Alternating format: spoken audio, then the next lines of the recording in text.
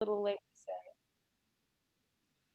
So to start off with today, before we get to Hannah's amazing presentation, because it will be amazing, because this program was funded by a Grow with Google grant, I'm just going to briefly go over a really good tip if you're looking for a job. So I'm going to share my screen, and so Google, as you probably already know, is a really powerful tool, and it's very powerful for job search. It can help you to find both in-person and virtual jobs in your career field. So to use the tool, you'll need to have a Gmail account. So if you have a Gmail account, before you start searching, you'll want to make sure you're logged into your Gmail. Then you'll go to the search bar where I am right now, and you can type in the name of your field and whatever area you think you might want to work. So for example, I'm a librarian. So let's say I was looking for work. I might type in librarian, and actually I'm going to say librarian jobs and Finger Lakes. I am a terrible typist. Finger Lakes, New York. And lo and behold, up pops the first 3 jobs in the area. And to explore a larger list, I'm just going to go right here and click on Explore Jobs. And you'll see to the left of the screen, we have quite a few different jobs listed. Each job, you can, if you click on it, you'll get a detailed description. You'll get some reviews of the institution or company if you're looking for a company. Excuse me, I gotta let somebody in. And sometimes there's even more information beyond that as well. So that's very useful. If you like a job, let's say I really like this Cornell University job.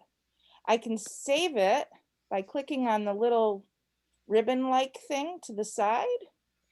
And down here, if I've saved my jobs, well, first of all, the saved jobs are up here. And I've saved 2. I was playing with it earlier. So I have this Cornell University job, and I have the Deputy Director of Community Libraries job. What's nice about saving them is I can go away, and if any of you have ever used Google Drive, you know, like if you do a document, you don't have to worry about saving, it just automatically saves. As long as you're logged into your Gmail, this will be saved. So next time you come back to your search, everything you've been saving is there. So you can compile a list of things you want to apply for, and then come back tomorrow and start working on all the information Hannah's given you. Very nice. So let me go back. And if I go back here, right down in the lower left, it says new job alerts. If I turn this on, I can get alerts on new jobs that will come up that are librarian jobs in the Finger Lakes, which is also a really nice feature. Saves you a lot of time searching.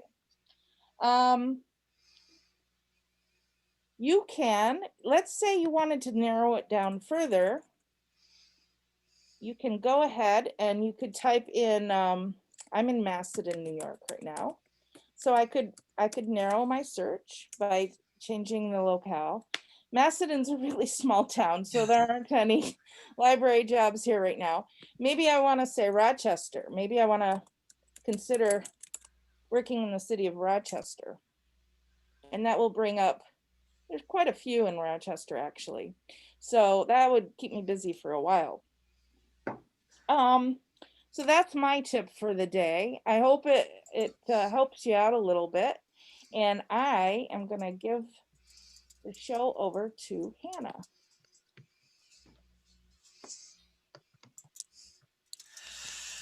Okay, I am just, Suzanne, are you still hearing the recording message that people that we're being recorded? Because I only heard it once. Didn't continue to hear it. Are you still hearing it? Not right now, no. Okay. If you hear it again, just sort of flag us Okay. down. That was strange. I don't know why you would still be hearing it, but I want to thank you all for being here. And again, I want to thank um, the library for sponsoring me and for just me having the opportunity to talk about this really important topic. Um, I so I have given another presentation to the library, which goes a lot more into the job search aspect of it. Today, we're going to be talking about sort of this time management and getting in, just reestablishing some routine and how to take care of yourself mentally and physically during this job search, which is so challenging when you're working by yourself in your house and you don't have a lot of support. But I don't want to say that there isn't job search stuff in here. There absolutely is. But do want to direct you to the YouTube account where you will find the other recorded webinar that I did for the library, which was searching for a job during a pandemic. So hopefully that would be helpful too, in conjunction with this. So in the chat, can you do me a favor?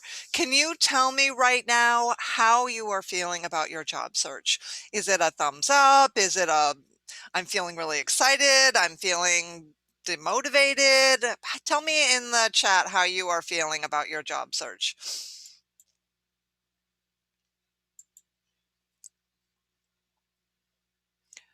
It is exhausting and it does take longer than you expect. Absolutely. Those are two things that we definitely hear a lot of. Anybody else want to contribute how they're feeling? I think that that period of time between Christmas and New Year's is really, and actually those 2 weeks right before Christmas and through New Year's, really is sort of a very strange time. A lot of people choose that as a vacation time, and we have family stuff going on, and we're getting ready for the new year. Even though we were all cooped up in our houses, there were still things that we were trying to do, and it was really a blessing that we had that time with our family. If we did have that going on, so there that period of time is very strange. And so this is a really great time to recalibrate and readjust and take a fresh look at what we're doing to job search. And that's hopefully where we're going to be coming up with what we're going to be getting out of today. So what I plan on talking about is how to develop structure to your day, because one of the things that we know is that when you have structure, you tend to do better. And then we're going to talk about the value of creating a backup plan because when you don't know what's going to happen, and you're fearful about what might happen next, that creates a lot of anxiety. And so we'll talk about the value and what you might consider doing as a plan B or a backup. We're going to look at identifying and incorporating some activities to re-energize your job search. And I'm going to talk about the two best ways to move your job search forward and get the support you need. So that's my agenda for today. So we're going to talk about managing your time and activities. So I have to always start because that which gets measured gets done. So let me ask you, on average, how many hours a week do you spend in your job search? And please just add that to the chat. Approximately, how many hours are you investing in your job search a week? And that could be, time researching or anything to do with job search related activities.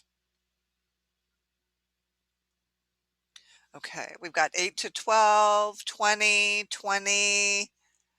Okay, and someone who hasn't even started yet, getting started with it. Absolutely. About 5 hours a day is a good recommendation. Um, and so wherever you are today, I want you to improve upon that, right? I want you to do more, but not just more busy work. Whatever, wherever you are, no matter how many hours you're investing, I think it's fair to say if you treated your job search like a full-time job, you probably could be doing more, right? Would you agree there's probably more you could be doing, and but you just don't really even know what that is? Oftentimes that's what I hear. So that's what we're going to put in place today so that every day you wake up like you'd be going into the office and you know what you've got ahead of you. I think not having structure and a plan is probably one of the biggest challenges. So here are some really simple tips. Set a timer. Whatever activity you are working on, set a timer no longer than 1 hour. You should not be working on anything, no matter what it is, your resume, or writing a cover letter or applying for jobs. You shouldn't do any of those activities for longer than 1 hour at a clip. So set a timer. This is what happens, and you know it as well as I. You get going looking at jobs. Maybe you're using the new Google Jobs feature, and the next thing you know, you've seen this ad or this cool company pops up, and you end up digging into the company, and 2 hours go by, and you haven't gotten anything that you were supposed to do accomplished because you got sucked into the rabbit hole of the internet, right? Or you just love to research so much. For those of us who love to research, it's easy to get into that, "Ooh, let me learn more" kind of mode. It's fine if you find something that you want to research more, but your purpose and mission, set a timer so that you can accomplish that goal, whatever task you're working on, and it should not be longer than a minute. Now, many times people tell me that they've had success using something called the Pomodoro technique, which means you set your timer for anywhere from 15 to 45 to an hour, and then you take another 15 minutes. You work it in sort of sprints kind of thing. If you don't want to use a fancy Pomodoro method, and or want you don't want to learn about that, then just promise me that you will set your timer so that you don't work on anything longer than an hour. I've seen people tell me, "Oh, I've spent 3 hours writing a cover letter," and that breaks my heart because there's no way you're ever going to get that time back. And it should. I know it's easy to spend 3 hours writing a cover letter, but that is not the best use of your time because you know, and I'll tell you this in case you don't, nobody is going to spend 3 hours reading that cover letter that you spent 3 hours reading. So it really, they may read it for 3 minutes, maybe a minute, but they're not going to dive into it the way you hope they will or the way that you wish they would. So please set a timer, 1 hour max on anything that you are doing. And I think that you're going to find you're more already being more productive in the right areas. The other thing that I think is a great reminder is to reward yourself for the small wins. Job search is very discouraging. I don't think I really need to tell you that. You face a lot of rejection, so you need to find ways to reward yourself for the small wins because it's going to take longer to get that job. And that's not something that's going to be immediately gratifying. So reward yourself for whatever small win you set for the day. So if you say, you set a goal, and we'll talk about goal setting in a second, but if you set for a goal that you're going to attend a webinar, and then once you've attended that webinar, that should be reward enough. But you probably also want to celebrate the fact that you did what you said you were going to do, because I know as well as you that it's very easy to sign up for a webinar. It's much harder to actually show up and be present and to pay attention and to take notes and be a part of a webinar. So the fact that you've done it is a twofold win, and reward yourself for that. But there are lots of things that you can reward yourself for. It could be personal, it could be job search related, it could be taking a class, it could be, we'll talk about goals in a second. I think one of the most important tips is to schedule me time. In other words, time that is specifically dedicated to you doing something that's important to you. Never before have you really done this, and now is the best time to start. In the olden days, pre-COVID, we would sign up for classes. So we'd go to aerobics or work out, or we'd go to the gym or whatever it was we did. And it's harder to do some of those things now, but it's not hard to book 1 hour of whatever part of the day that works best for you to focus on you. If it's meditation, if it is working on a craft, if it's playing music, it doesn't really matter. The point is you're investing in yourself and carving out time for you. Because the other thing that happens during job search, especially now when we are home, is that our families, friends, people begin to rely on us. I can't tell you how many times I get a call from the kitchen, "Mom, what's for lunch?" Well, I don't make lunch. I make lunch when they go to school. I'm not a catering service, and it's not my job to make lunch during the day when they're home from school. So it's up to them to make lunch, and I have to remind them of that. But it also happens that I have things going on in my day, and they know when I'm in my office with my headphones on, they can't bother me. So I think it's important to set boundaries and to help our families and friends and people who are living with us understand what's going on. But even more importantly, to schedule me time. There was a woman I was just talking to last week. She said, "You know what? I can't do a whole hour, but I scheduled 30 minutes because I've got young kids. I scheduled 30 minutes in my morning that's just for me. So I've got coverage. Like my husband's still in the house and he knows that he has to cover the kids while I'm doing my 30 minutes of meditation or whatever she does. So I think it's important to do that. I use the analogy a lot of a flight attendant on a flight when we used to fly, all of these things we no longer do. The flight attendant would say, put your oxygen mask on so that you could better care for those that are traveling with you. That's so true right now during this pandemic and during your job search. If you are not taking care of yourself by scheduling me time, you're not going to be helpful to those around you who need you. Your family, you're not going to come across as well during interviews and conversations and meetings with people. You really need to take care of yourself, and that's why it's so important to schedule me time. This to me has been one of the greatest saviors to my business. And I talk about it all the time with the job seekers that I work with. It's got a fancy name, but I call it time blocking.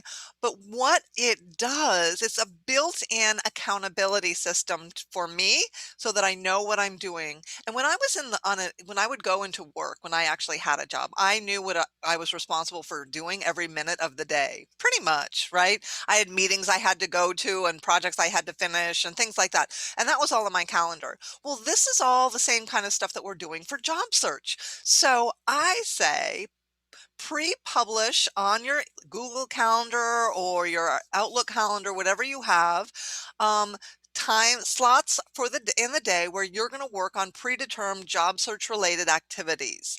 That way, when it's 6, and oh, by the way, I'm an early riser. You can certainly push this back to a more reasonable hour, right?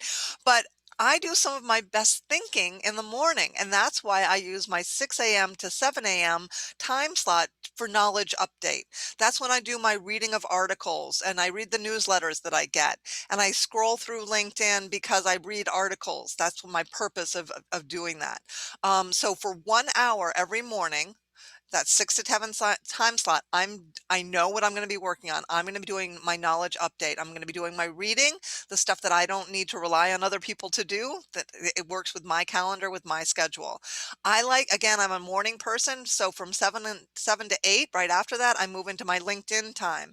So every day from 7 to 8 o'clock, I make sure that I'm doing something on LinkedIn. I am commenting on posts. I am posting stuff on LinkedIn. I am researching and seeing what news is coming up. So I spend 1 hour on LinkedIn. And then I move into my online applications from 8 to 9. That's my designated 1 hour spot. So if I had found a bunch of jobs one day, like let's say on Monday I found 5 jobs, I know that I can't get that all done in 1 hour. Either I'm gonna have to move really, really fast to try and get it done, or I'm gonna have to double up and do some more of that on Wednesday, my next scheduled time to work on my online job applications. So again, it's going to force you to be more effective and efficient with your time. From 9 to 10, that's my outreach phone time. That's when I am returning phone calls, making phone calls. I give myself that time slot because I know that I have to be making some outreach phone calls regularly throughout the week. And if I don't put that on my calendar, going to push it off. So that is my time where I know that I'm going to be reaching out to people. And I choose 9 to 10 because it's a good spot in the morning. I also have it on my calendar on Wednesday from 12 to 1, which is another good time to reach people because a lot of people don't leave their office during their lunch hour, but they're still there. So I like to try and reach them then, at least to have a to schedule a time to call them back. So I use those two really popular times of the day to try and reach people. And then you'll notice there's a whole bunch of white space. And the reason I have white space is that that is my time that I leave free for meetings. I'm going to be reaching out to a lot of people and asking people to meet with me. And I need to leave spots in my day so that I can meet with people. Um, and from 12 to 1, I have a predetermined, pre-scheduled call with Sarah. So that is going on. And then from 3 to 4, I check my email. That's when I'd, check my email or send emails out to people that I need to reach out to. But if you notice, I'm only using one email slot a day. And I do that on purpose because people tend to live in their email, and that's not the effective use of time. So I want you just to, if you need to schedule two time slots a day, that's fine, but you do not need to be checking your email every 5 minutes. um, People will wait. In the world of work, people are not living in their email, and we shouldn't be either.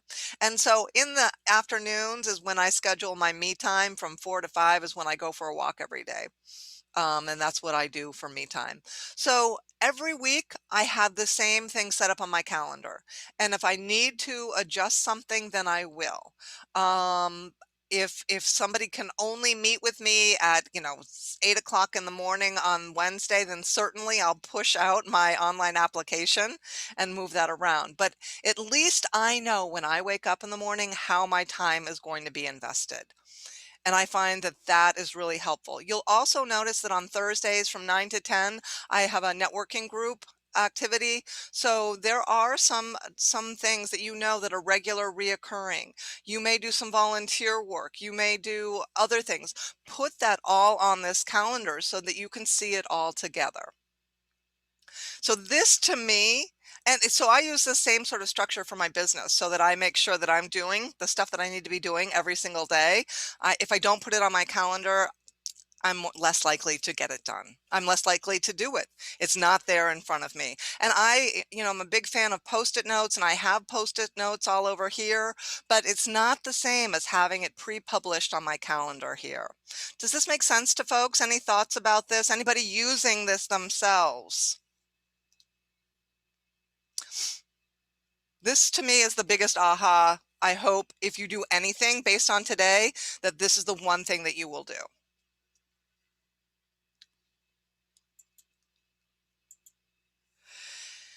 Okay, great. Thanks, Laura, for letting us know. Okay. The other thing that I think job seekers and we as human beings tend to have problems doing is setting realistic goals. And so, of course, it's important to spell out what SMART goals are, right? Um, we've been taught about SMART goals. I think that when we actually go to write them ourselves or think about them ourselves, it can be a little challenging. But a SMART goal, just so that you know, this applies to work as well. So if you haven't been exposed to SMART goals before, you can use this at work when you get a new job. Are SMART, measurable, actionable, realistic, and time sensitive. So an example of a SMART goal is what I've written right over here. Send an email to 5 past coworkers by Friday of this week. It's specific, it's measurable, it's actionable, it's realistic, and it's time sensitive.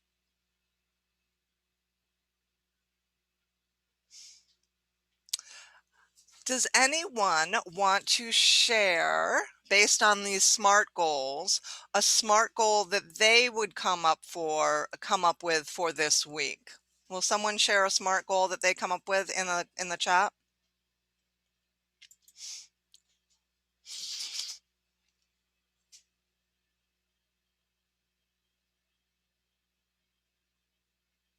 Because this is a great way to test your goal. right?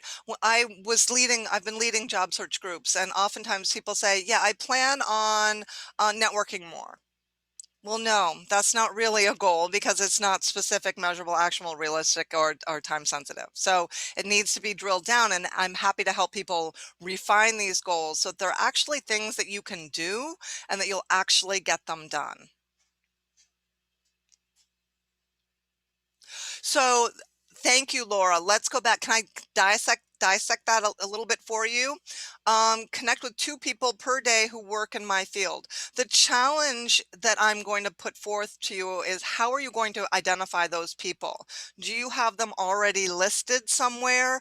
Are you going to randomly look on LinkedIn to find them? Do they work in certain companies? Do they belong to the same professional industry?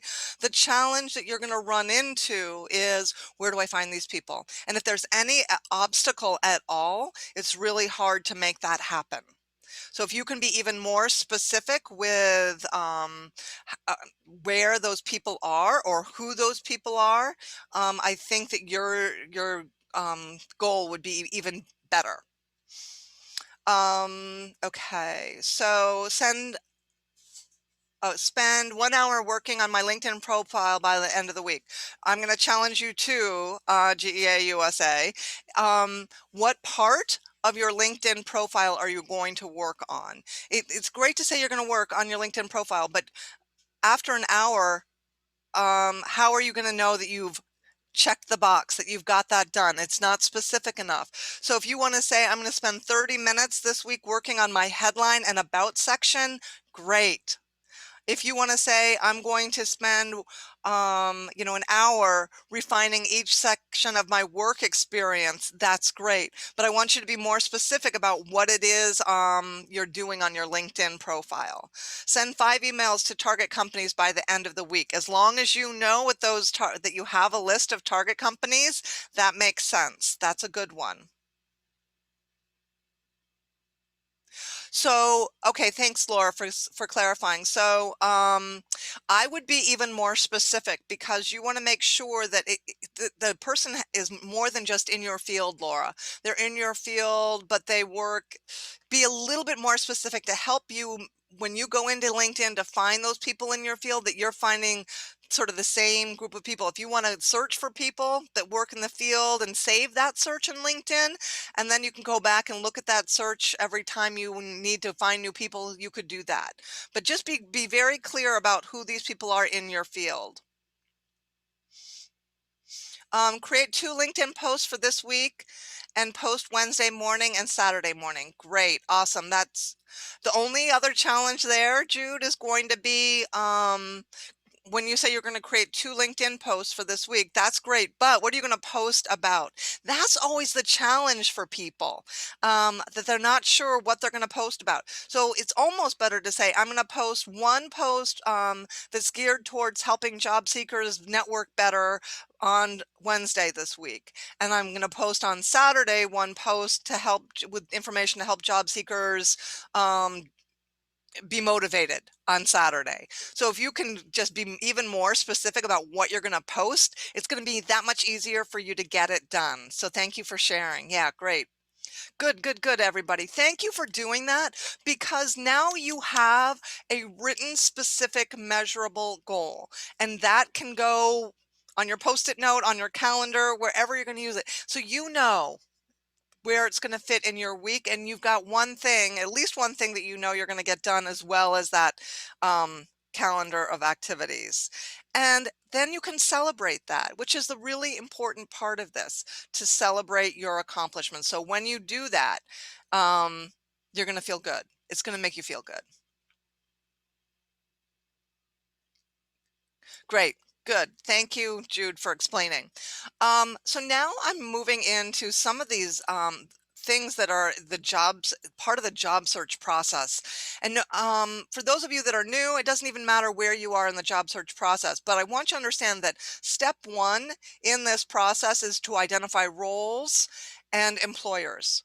So that is always, always, always step one. If you have been jumping around and been working on your resume and searching job boards, but you haven't done the first step, which is identifying roles and employers, that's what you need to go back and do first, because that is going to help you be more clear in everything else that you are doing. So often people say to me, I don't really know what I'm supposed to be doing during job search. Well, here is an overall roadmap of what the job search process looks like, and you can be in with any one job or any one company in this process at different points. So I just wanted people to see that it is a linear process, that it starts with identifying what you want to do and where you want to do it, to preparing your materials to address the needs in the market, to talking with people who can fill in blanks about what you could do and whether or not you might be a fit in the company or in that kind of role, and then searching job boards to look for jobs that would support the kind of work that you are looking for, and talking to recruiters, or reaching out to recruiters that might have the types of jobs that you're looking for. And then, of course, you have to spend more time preparing for interviews. You can't just wing the interview. When you get that interview, you need to make sure that you're ready for it, and that requires practice. And then you get to accept the offer. So there is a process, there is a method to this madness that you're working on, and I just wanted to map that out so everybody understood that what that looks like. And to give you hope, there is a light at the end of the tunnel. In the chat, I want you to type your answers to these two questions. The first question is, where do employers go to find new employees? What's their first choice? What's their preference? Where do they get more employees from than any other source? And how often are referred candidates interviewed? What percentage of the time?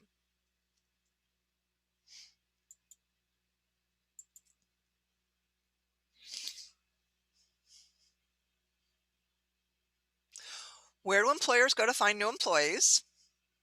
Type your answer in the box. And how often, what percentage of time are referred candidates interviewed?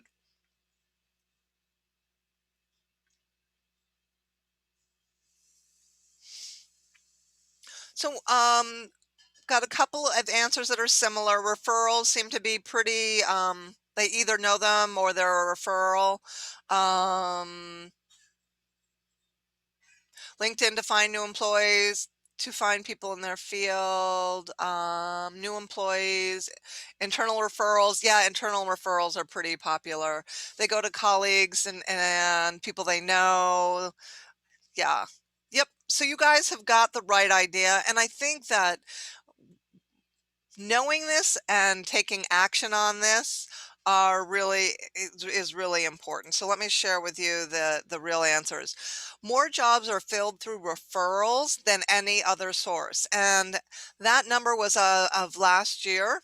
2020, which was sort of a weird year, but still even more than internal transfers or internal hires. More jobs were filled through referrals than any other source. And then 65% of people, well, referred candidates were interviewed 65% of the time. So let's just look for a second at those two pieces of data. We can't impact those, but we can use them to our advantage. If we want to increase our odds of getting a job, we're going to get referred, right? Because more jobs are filled through referrals than any other source. So how do we get referred? We talk to people who work inside companies where we are interested in working. Da, da, da, da. And then the other stat, if you want to increase your odds of getting interviewed, then make sure you speak with somebody who works inside the company that can refer you, because just being referred is going to get you interviewed. It's just such a powerful statistic. So I just want people to really focus in on that, because it's true. net referrals and knowing people cuts through so much of the red tape. I remember years ago, my husband was looking for a job, and was talking to our neighbor, and he said, "You know what? I haven't seen Rich around lately. What's he been doing?" I'm like, "Oh, he's looking for a job," and my neighbor's like, "Oh, well, we're hiring. We need somebody." I'm like, "Well, how? That's crazy because he's looking for a job. Let me send him down to talk to you." It's just amazing, and it was a civil service job, which meant that, of course, it was published on a civil service website, but it was provisional, which meant that he didn't have to take the civil service exam before getting hired. He just had to take it before he started in the job. So even with civil service jobs, and sometimes there are ways around it, teachers oftentimes, people who are looking for jobs as teachers oftentimes tell me the only way to get a job is through the website, that they don't do referrals in teaching, but I will argue with that all day long, because how often are teachers, substitute teachers hired who have worked in so I say that networking and referrals and getting referred can work, and if you don't think so, try it anyway, because I think you're going to be pleasantly surprised. Um, I love this lady driving the car, right? What I want to do is empower everybody, every job seeker out there, to be proactive in their job search. And proactive means I want you, the job seeker, to be driving this process. I don't want you to be chasing jobs. I want you to go pursue opportunities with companies that you want to work for, which means there does not need to be a job available for you to pursue that company and to have conversations with people who work inside that company, right? So be in control and begin building a list of places that you would like to work for, and then reaching out to people who work inside those companies so they can give you the inside scoop on if it's really a good place to work, how they got their foot in the door, what they like most about working there. When you take that kind of power and control, it feels so much better than going to the job boards and waiting for a good job to be found, or looking at the crap jobs that are really posted online that don't really look like they're a fit for you. That becomes really discouraging to job seekers, and I don't want that to be the crux or the main focus of how you're job searching. I want you to feel empowered. I want you to go talk to people who work inside companies and learn more about what they're really looking for, because I think what you're going to find is that route is less congested. There are fewer people on that road. And it is way more fun to learn about a company from somebody who actually works there, that can give you sort of the down and dirty of what it's like to work there, than to read some awful job description which looks like a laundry list of things that a person can't possibly have. So avoid the job boards as a primary source of your information and looking for work, because it is discouraging. And I know you have to be there. I know you want to be there. It's a nice reality check, but I would like to see you spend more of your time talking to people, and not chasing after jobs that are posted on job boards. Fine, find a job on a job board, but then before you apply online, look at LinkedIn, see who you know in that company, ask all your friends and family, hey, who do you know who works at this company? I see they're looking for a new person in this role, and I'd love to get more information, right? So take the back road, rather than the way. And this is my favorite thing, my major shift in mindset for everybody. Search for people, not jobs. If you're searching for people, there's an endless supply of people, right? When you're searching for jobs, there's a very limited amount of those. And it really puts an end to the kind of networking and the kind of job search activity that you're able to work on. Because let's say you're looking for jobs and you only see one that day.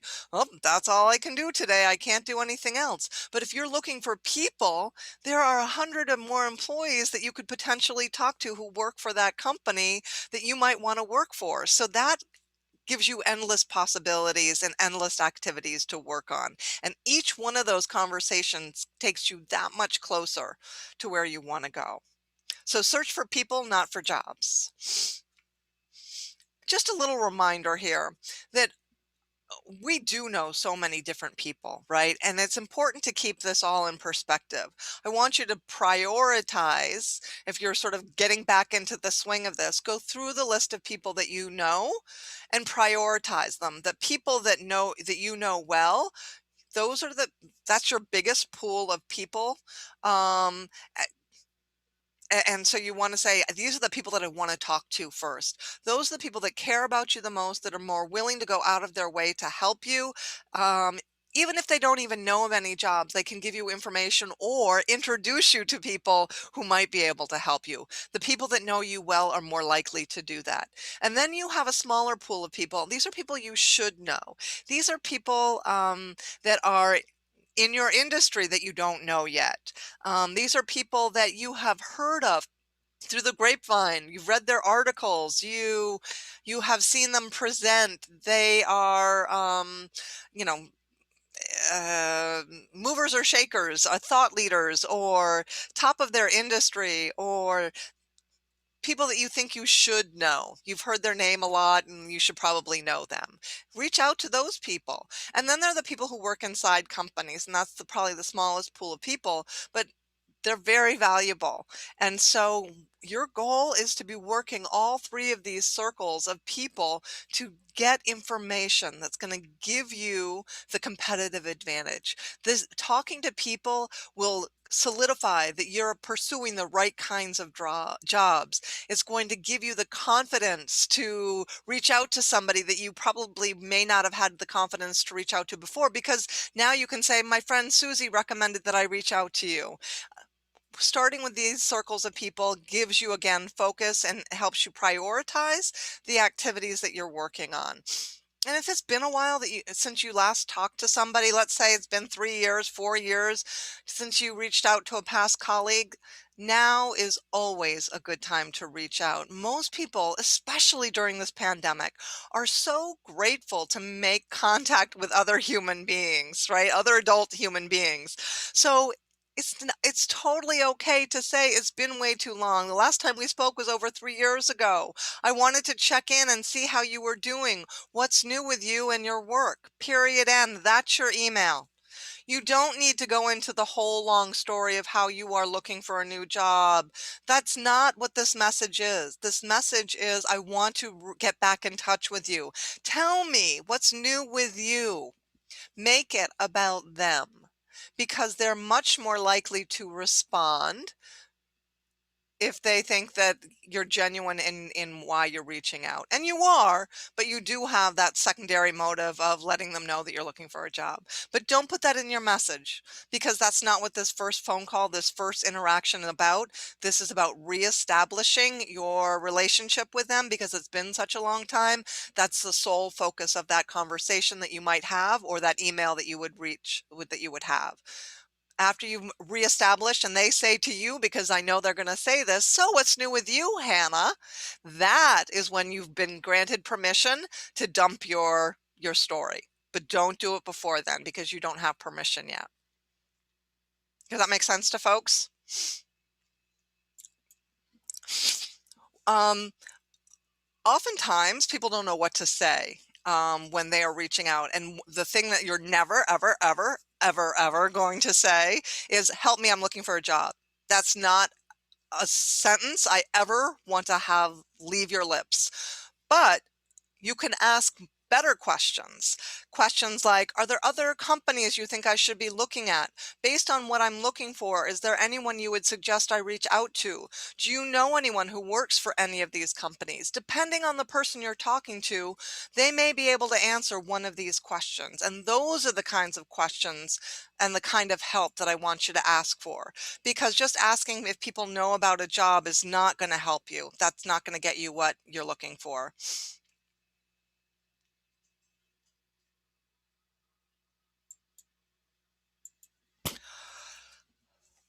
So, on a piece of paper, for all of you that are taking notes. If you haven't started taking notes yet, now would be a really good time. I want you to make a list of 3 people that you're going to reach out to this week. 3 people that you know. Whether you've contacted them in the last couple of weeks or not is irrelevant, but make a list with just 3 names of people that you're going to reach out to this week. And you're going to ask them for information. Ooh, my favorite acronym is AIR. So networking, which is sort of what we're doing when we're having these conversations, is asking for AIR. Let me tell you what AIR stands for: advice, information, or recommendations. So if we don't like the thought of networking, let's just say we're asking for AIR: advice, information, or recommendations. And that's why those 3 questions come back into play over and over again. You're asking for information, advice, recommendations, networking, AIR, right? Not much more positive. So I hope you have your 3 names written down, because if you write them down, you're that much more likely to actually do it. Occasionally, I know you're going to come across a job posting, but before you apply, find an insider, because it will greatly enhance your chances of getting an interview and getting your application looked at. Period, end. Yeah, you know what? It's going to take a lot of effort to try and find somebody who you know inside that company. It may take a couple of conversations, but think about the return on that investment. Think about the fact that 65% of the time referrals are interviewed. That alone should make you want to find an insider. So find the job, then go use LinkedIn, talk to everybody in your network, and get the inside scoop. How are you feeling right now about your job search? Good? I want to remove and help you remove some of the unnecessary stress. And there's some things that we can do. We already talked about this in the very beginning, that we've got to recalibrate our expectations, because I don't think when you lost your job, you thought you would still be sitting in this job seeker seat. But yet here you are. So this is absolutely going to take you longer than you want. So create a budget. If you haven't already, now is a really great time to trim the fat. Get your whole family on board, everybody in your household, and get them to work along with you in trimming that budget. Also, have a plan B. So your plan B is, what would you do tomorrow if unemployment stopped? Remember when we almost lost our unemployment at the end of December? What would you have done for income? How would you have replace that very small bit of money that is your unemployment? So each one of us has a different set of priorities, or things that are important to us that we must have, the things that are causing us stress. For some of you, it is the cost or the lack of health insurance. For other people, it is the fear of having to get back into a job where you don't have any flexibility and you need to be there to take care of your kids that are being homeschooled or whatever it is. For other people, it's solely about the money. And then there are thousands of other priorities that are coming into play here that are causing you concern and causing you stress. Whatever that is, I want you to write that down. What is causing you stress about your job search? Because you won't be able to eliminate that stress until you really give it a label, until you give it a name. So name that cause of your stress. It's not just about not having a job. It's something else. So is it the money? Is it the insurance? Is it the social isolation? What is the top priority for you, so that you can go back and find ways to fix it? And then I want you to think and brainstorm about some of the ways you can begin supplementing your income. Or even if you had to get a job tomorrow, where could you very quickly and easily, without sort of starting your own business up from scratch, how could you make money tomorrow? You could sell services, you could sell goods, and I mean like things that you make. You could find a friend that could help you. You could sell them on Facebook Marketplace. You could sell them on Etsy, or talk to people who have stores, online stores. It's very simple. You could sell services on LinkedIn. You could take a job in retail, or fast food, or walking dogs, or whatever it is. You could look for temporary jobs. You could get a job, a freelance or gig job with an Uber or an Instacart kind of situation. Talk to friends who have businesses, because they may need some part-time help, and they haven't told you yet, and they may think that you would never be interested in that kind of work, but this is a plan B job. This is when unemployment ends, or you no longer can afford to be on unemployment. What will you do to bring in some money? And yeah, I guess you could start your own business if it's something that can be ramped up really quickly. Just know that usually, when people start their own businesses, it takes a while to start generating income. But whatever your ideas are, brainstorm, brainstorm, brainstorm, I want you to write that down, because when you write down that your plan is to go work for Instacart beginning February 1st if I don't have a job, then you know that before February 1st, you need to fill out the paperwork and fill out the application at Instacart, so that when February 1st happens, you're ready to go. The thing about New York State is, for those of us that are collecting unemployment, you can work a job, like an Instacart or an Uber, or make money and collect unemployment. But when you file for your unemployment, it will say, "Are you collecting money from any other source? Have you worked anywhere else?" And you're going to have to report that, which will decrease the amount of unemployment or eliminate the amount of money you're getting from unemployment. It gets really tricky, and so I would not recommend trying to make money while you're unemployed. This is more of that stopgap when your unemployment ends, or when you no longer want to claim unemployment. You just want to drop that whole process and go work somewhere. This is the time to implement that plan. Do not try and do the two, working a job part-time while you're claiming unemployment, because it becomes messy, and confusing.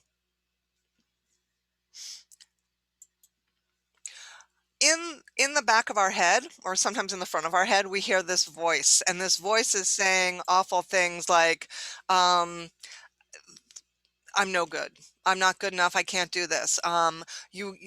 Tell yourself all kinds of horrible things when you get ghosted. When employers are all interested in you, you get an email and then they don't respond. You start playing all of these awful scenarios in your head, and you begin to think all of these things when people don't respond to your first email. And you blame the ATS for not being able to read your resume. And you think that people are discriminating against you because of your age. When we let these negative thoughts infiltrate our heads, we become our own worst enemy.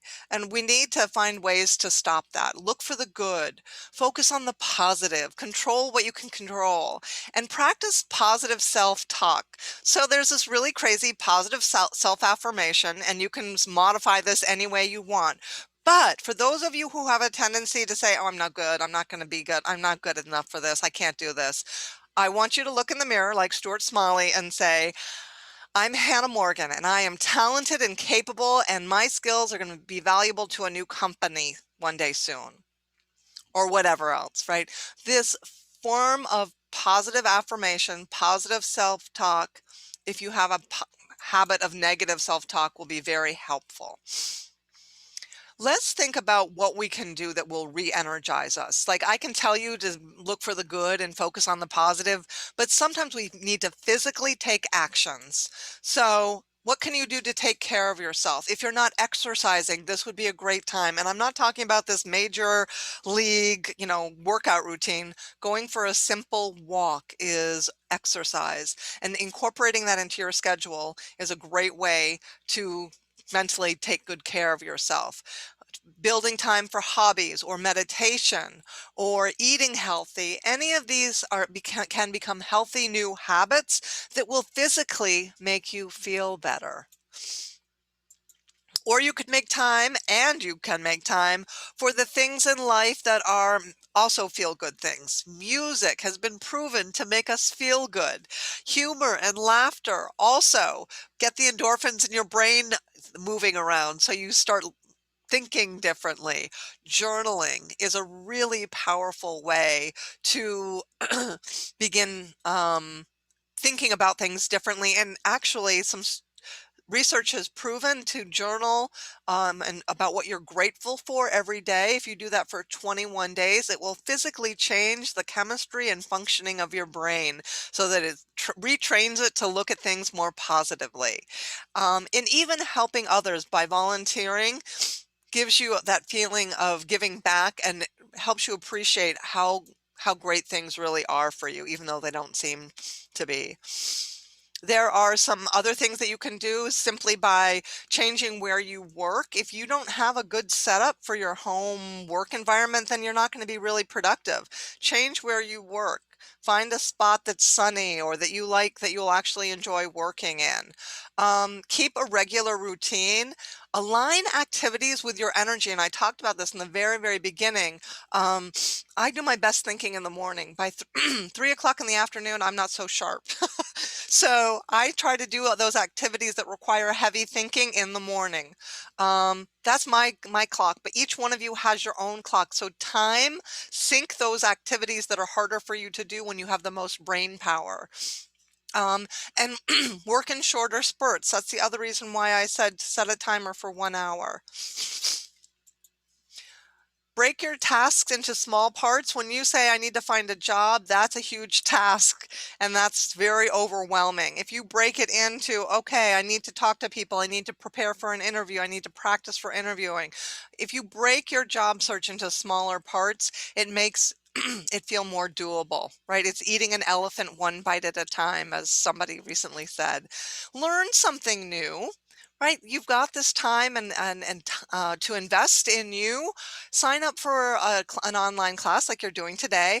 Even invest in some LinkedIn Learning. Many of those classes are free, but there's a whole host of online training providers that offer training for free or low cost. And what better way to feel good about yourself than learning something new? If you aren't using a calendar, and I think by now most of you are, but use a calendar, it just makes things so much easier for you to keep track of. Was working with one job seeker who kept a notebook, and he like, well, I know it's here somewhere as he was flipping through the pages in his book. He couldn't keep track of things because he didn't have a calendar. The other thing that we have to do, because they're ever present, is to turn off distractions. If you are working on whatever it is you're working on in this webinar, I hope that you have closed the door to your office or put up a sign on the door, do not disturb. Turn those distractions off of your phone. Don't let email alerts pop up. Stop all of this instant gratification and instant notification. It just really is distracting you from what you need to do. Which gets me to, and I know we're at 3 o'clock now, so I'm very sensitive to your time, but we're in the final two slides here. Do you know what the secret is to job search success? We've talked about a lot of different things today, right? But the first secret to job search success is to invest your time in effective job search activities. Right? It's one thing to say, yep, I'm going to job search today. It's another thing to have a list of effective job search activities that are going to get you there and being efficient and effective with your time. So it's that time management around job search and investing more better time. The other secret, which I continually am reinforce and believe in, is for you to get an accountability partner. This is too hard for you to do by yourself. You need somebody that is going to that you're going to check in with on a weekly basis, somebody that you can brainstorm ideas with, somebody that's going to help you troubleshoot, somebody that's going to be that cheerleader, somebody who's going to say, yes, yes, you can keep doing it. You need that accountability partner because it's way too easy to fall into isolation and to feel like you're the only one going through this, and to try keep beating your head against the wall and pushing yourself and not getting the traction you want. Business owners do this all the time. They join mastermind groups, or they join small club groups for that accountability and for that camaraderie. And you, as job seekers, should do that too. So reach out to people that maybe also lost a job at the same time you did from that same company, and say, hey, I'm really struggling. Maybe we could partner and work on this together. They would feel really empowered and grateful to be able to have that support as well. So, one, invest in the right activities. Two, find yourself an accountability partner. What will you do differently? Please put it in the box, in the chat box. What are you going to do differently starting today based on what you've gotten out of today? What will you do differently? That which measured gets done. Tell me what it is you're going to do differently starting today.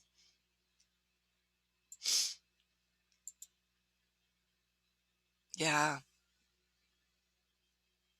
And it's easy to, with this new year, it's like we get a fresh restart, right? And that's why this is such the perfect time for us to be doing this, because we cleared the slate clean. I don't care what you were doing in the past. Now you've got a fresh slate. Move forward and approach this with a fresh perspective, a new perspective, and more mindful.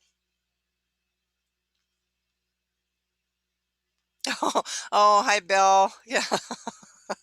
Oh, um, Bill, never fear. I know that Stacy is recording this, so they're going to put it up on their website. You can catch what you missed.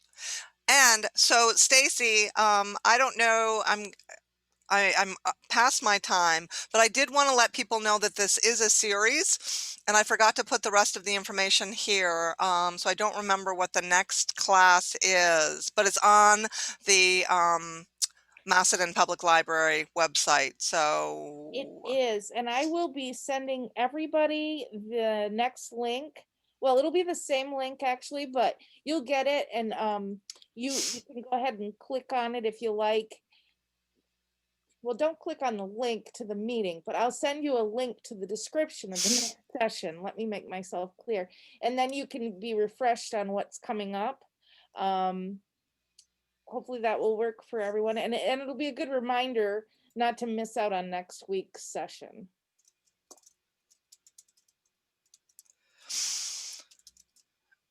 and so Somebody, for I'm Sh- sorry. sorry, I'm just going through the comments now. Cheryl, I just typed it in there. The acronym for AIR, Advice, Information, Recommendations.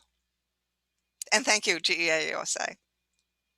So I know, it's 3:05. People have things to do, places to go. But if you have any questions, let me put my email in here. You can reach out to me with any specific questions you may have. And Cheryl, we good?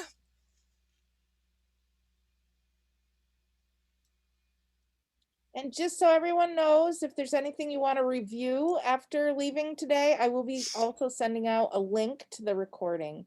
Just give it a little time. I've got to wait and it's got to process, but it will be coming to your email box.